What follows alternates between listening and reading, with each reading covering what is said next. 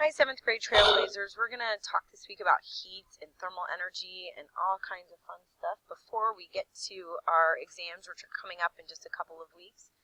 So if I asked a 3rd grader what heat was, they would tell me how hot or cold something is. And that's a pretty good description. But in fact, heat is the thermal energy being transferred between objects that are at different temperatures. So what does that mean? Things feel hot and cold because when two objects come in contact, that thermal energy is always transferred from the object with a higher temperature to the object with a lower temperature. So that is a pretty fundamental point about energy and heat transfer, is that it always goes from areas of higher temperatures to lower temperatures.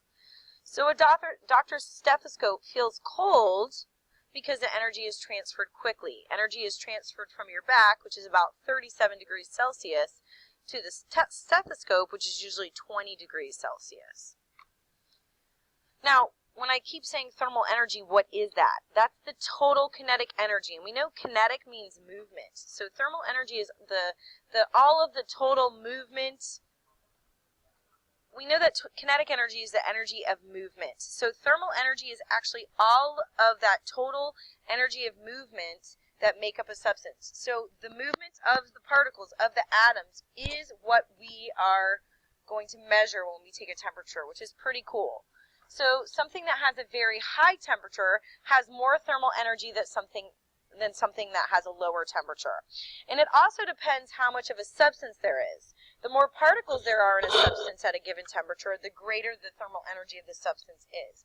For instance, if I have a drop of water and I have a big tub of water, if they're at the same temperature, my big tub of water is going to have more thermal energy than my little drop of water.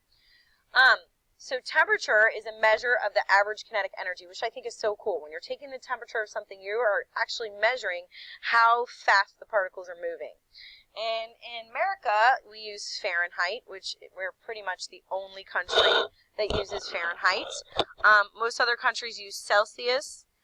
In science, the actual official way to measure temperature is actually with Kelvin, but we do use Celsius too.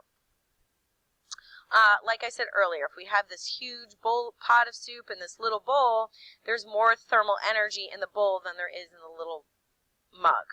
So even after we ladle some of the soup in the mug, because there's still more soup in the bowl. So whichever has the greater quantity has the most thermal energy.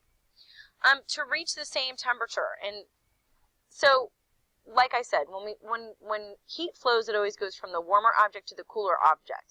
So when objects that have different temperature come in contact, energy is always transferred. We know, like I just said, it's going to pass from the warmer object to the cooler object until they both have the same equilibrium, which is, we kind of studied that equilibrium when we did our rate of energy transfer lab. So if I put a warm soda can into the cooler or a soda can into the freezer, the can becomes cold because there is more ice than there is soda. However, the ice doesn't make the can cold. What happens is that heat is transferred from the can to the ice until they reach that equilibrium, and therefore our can gets cooler. All right, let's talk about how heat is actually transferred. There's 3 ways. The first way is thermal conduction. That's a transfer of thermal energy from one substance to another through direct contact. So if I put a cold spoon into a steaming hot bowl of soup, the soup is going to make the handle of the spoon warm up even though it is not touching the soup, because the heat, the particles, that energy is actually moving up the metal. So the metal spoon conducts thermal energy from the soup to the spoon. Conduction works because particles collide. So we know that atoms are always moving. That's what we're measuring when we take temperature. So when a high temperature particle bumps into a low temperature particle, the thermal energy is transferred.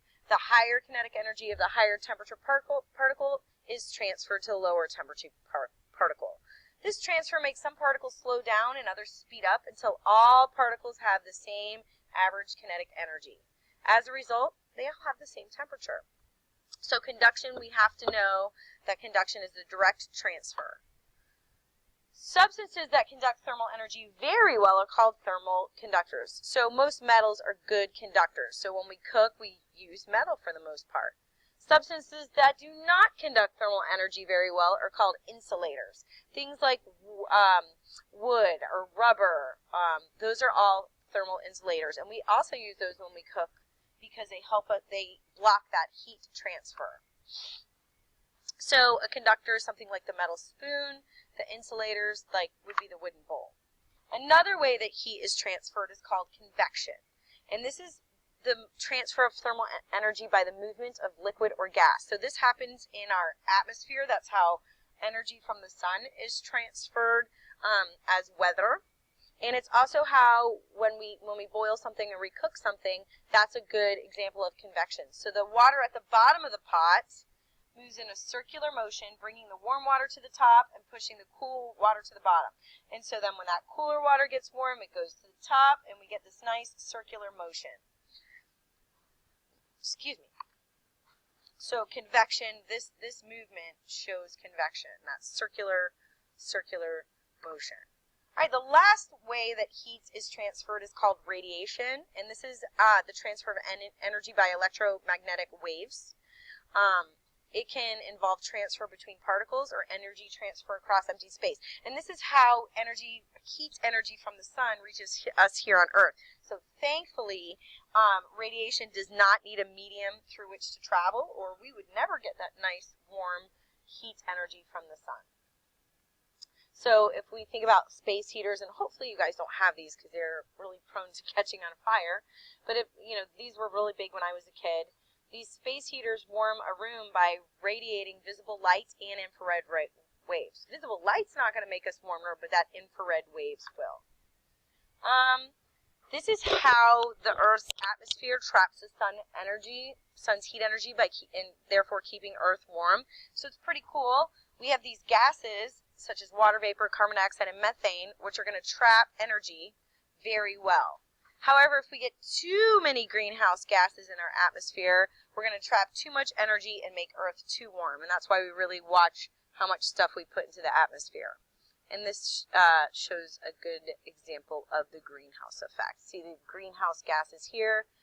That heat energy comes in, it bounces off Earth, but the greenhouse gases right here are going to put some of that back on to keep us nice and warm.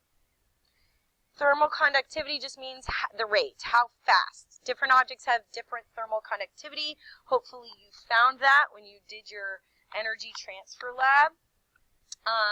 You found that the different sizes or the different surface areas of the metals did transfer energy at different rates. We don't need to worry about specific heat. We just need to know when we are calculating the energy transferred between objects, we are using the definition of heat as the amount of energy that is transferred. And heat is expressed in joules, but don't worry, we're not going to do any of those calculations in here. Yeah, we're not going to do that. Nope, you do not have to do this homework. And that's it for this week, and you guys have a good one. That's it, guys. Thank you.